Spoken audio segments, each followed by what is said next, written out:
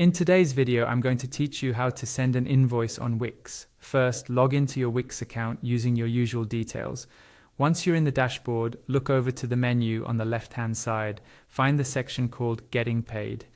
Hover your mouse over it, and from the options that appear, click on Invoices. This opens the main Invoices area, where you can manage everything related to billing. Here, click on Create New, then choose Invoice from the drop-down.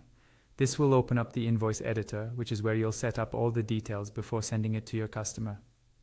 Inside the invoice editor, look to the top right corner. This is where you'll see the invoice number as well as the fields for the issue date and the due date. You can edit these to match your billing schedule. On the left side of this top section, you'll see your own business details such as your name, country, and email address. Make sure these are correct because this is what your customer will see on the invoice. Next, move down to the customer section. The first field here lets you choose who you're sending the invoice to. You can select an existing customer from your list or add a brand new customer if they're not in your system yet.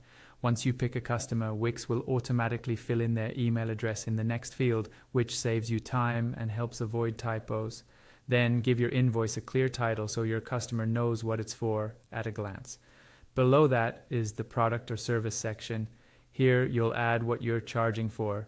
Enter the name of the product or service, add a short description if needed, set the quantity, the price, and select any tax if it applies in your region.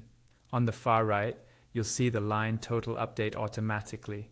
If you're billing for more than one item, click Add Line Item and repeat the process. Underneath, Wix will calculate the subtotal and the invoice total for you. You can also apply a discount or request a deposit up front. You'll see fields showing any amount already paid and finally the remaining balance due. At the bottom, you'll find two more fields, Notes and Terms. These both support rich text, so you can format things like payment instructions, refund policies, or a simple thank you message. Once everything looks good, go to the top right and click Send Invoice. A pop-up will appear confirming that the invoice will be sent via email and it will show the customer's email address. Click Send Email to finalize it. You'll then be taken back to the main invoices page.